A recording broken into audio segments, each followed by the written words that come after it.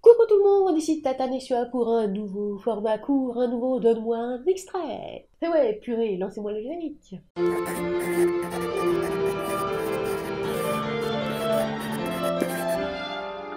Pour ne louper aucune vidéo, abonnez-vous et activez la cloche. Aujourd'hui, nous décortiquons un texte de Gracieuse Robert, Les voyages qui forment la jeunesse. C'est ça, j'ai bien prononcé en plus. Le contexte.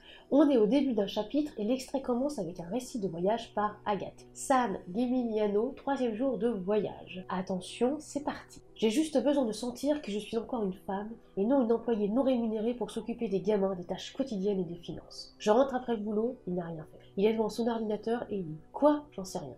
On est en vacances ensemble, il continue à ne rien faire, ne rien dire. Pourtant, on les a choisis ensemble, ces vacances, pour nous changer les idées, sans les enfants, histoire de passer un bon moment en couple. Depuis la naissance de Garance, on n'a plus eu de moments juste tous les deux. Finalement, je continue à circuler avec Bernardo. Pas une parole, rien. Je laisse tomber, j'en ai marre. Je passerai au moins des bonnes vacances de mon côté. Lui, il verra du sien. Rien à foutre. Je ne m'en occupe plus ce soir, c'est décidé. Agathe est assise en terrasse, occupée à écrire, un verre de vin à moitié plein devant elle.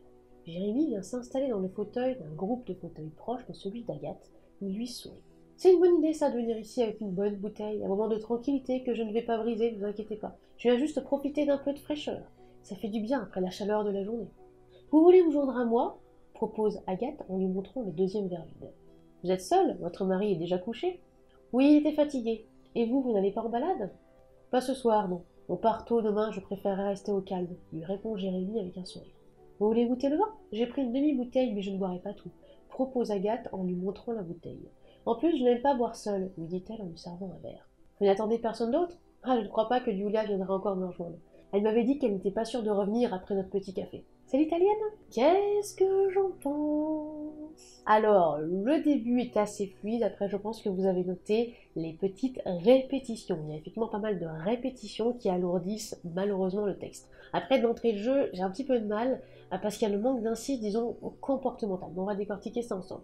Donc, le début, il y a un enchaînement similaire je, mais il est justifié. J'ai juste besoin de, je rentre après le boulot, il n'a rien fait. Et la question rythme, c'est très bien parce qu'on reprend sur le il pour insister, il est devant son ordi, dans le sens il est toujours sur son ordi, mais qu'est-ce qu'il y faut? Il y a l'interrogation, et moi aussi je me demande d'ailleurs s'il a entendu parler de la charge mentale. On sent un petit peu la tension et l'énervement monter, donc ça j'aime bien parce que c'est un petit peu crescendo. Après je trouve que ça s'écroule un peu, ça c'est dommage. Agathe est assise en terrasse, ah pour le coup oui, moi aussi je m'assois, dommage.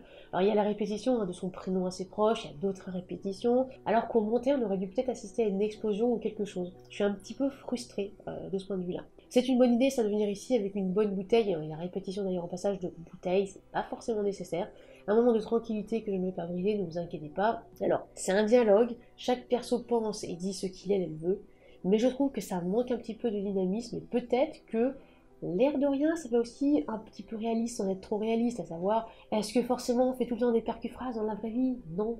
Vous voulez vous joindre à moi, propose Agathe. Alors oui, en plus on a deux proposes au niveau du texte. Il n'y a pas de jeu de regard, de mouvement, ou par exemple de gestes d'ouverture, c'est pas vraiment le terme que je cherche, mais dire quelque chose pour accrocher. C'est-à-dire, il me manque, on va dire, un petit peu de développement au niveau de ça. Après, bon, je trouve que Jérémy sourit souvent. Hein. Il sourit, répond Jérémy avec un sourire. Voilà, est-ce qu'il ne pourrait pas justement faire autre chose, quelque chose qui lui donne un petit peu plus de relief? Ensuite, bon ben voilà, on a aussi la répétition de la 6 propose. Vous n'attendez personne? Si on veut du... Luc? Non, pardon.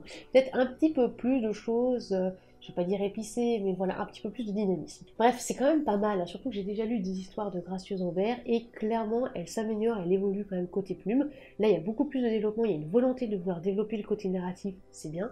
Encore un peu plus insister. C'est en tout cas un plaisir de la lire. Franchement, il ne manque pas grand-chose pour me raccrocher un peu. Voilà, c'est fini. Si vous avez apprécié aussi cet extrait, n'hésitez pas à regarder les liens dans la description de cette vidéo pour découvrir Les voyages forment la jeunesse de Gracieuse Robert. Et on se retrouve pour un prochain extrait très bientôt. Si vous voulez nous soutenir financièrement parlant, vous pouvez passer sur la page Tata Nexua sur Utip ou Tipeee. N'oubliez pas de vous abonner, c'est gratuit, de lâcher un like, un commentaire, et aussi de partager cette vidéo, ça nous fera très plaisir et ça nous aide aussi au niveau algorithme. Et en attendant la prochaine vidéo, soignez votre plume.